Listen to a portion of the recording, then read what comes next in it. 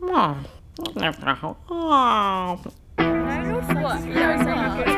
confusing. When you're at 16, you don't want to be. Yeah, you don't want to be with your parents, and it's really cool to have a boyfriend. So you've got to have someone to hang around with. So that's what it is. And it's even better that it was a boy. Yeah, it's true.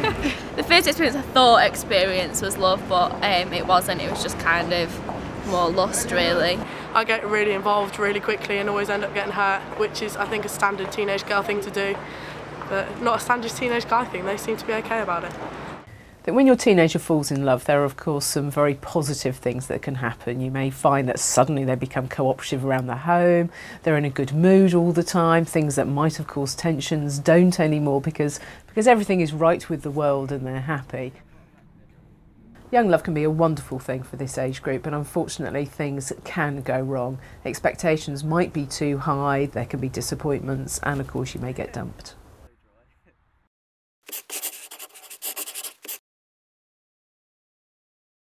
You might notice things like them withdrawing a lot, not spending time with friends, not wanting to go to school, or they may lose themselves completely in schoolwork because they're trying to drown out the thoughts of the breakup.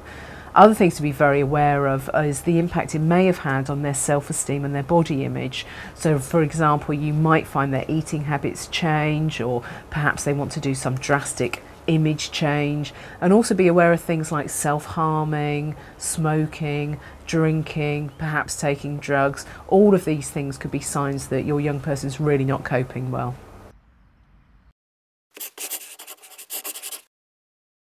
If this is a relationship that you never actually approved of, and perhaps you actually voiced your concerns to your child, make sure you don't do the "I told you so" bit. Your child's already feeling rejected and perhaps embarrassed. For teenagers, when they break up for the first time, it's absolutely devastating for them because they're at that emotional age where everything is really hard, whether it's good or bad. So it was just understanding what she was going through, being there when she was locked in her room crying for hours, and just being able to talk to her when she wanted to talk about it. I don't think it's the sort of thing that you can say, well, you would do, or until it actually happens. And I was just there for them 100% and just helped them the best way I could.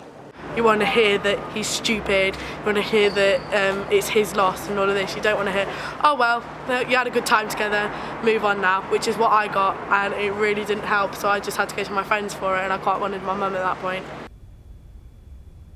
Oh.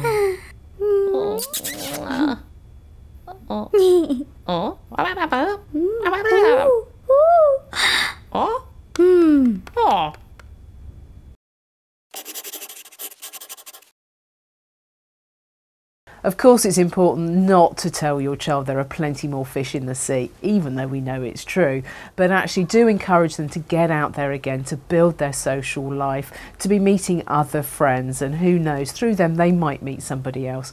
As a parent, I just sit there and I listen to them. I say to them, come and talk to me, tell me what's on your mind and everything else. And we just sit there and talk it out, and in the end it gets up, they sort of look at me and go, well, you're right, Mum, yeah, I will find someone else. After a breakup, it can be really helpful to share your experiences when you were a teenager. So maybe if you've got some photographs of an ex-boyfriend or girlfriend that meant something to you, using those to talk to your child so they really can see that you do know what they're going through and you have been there.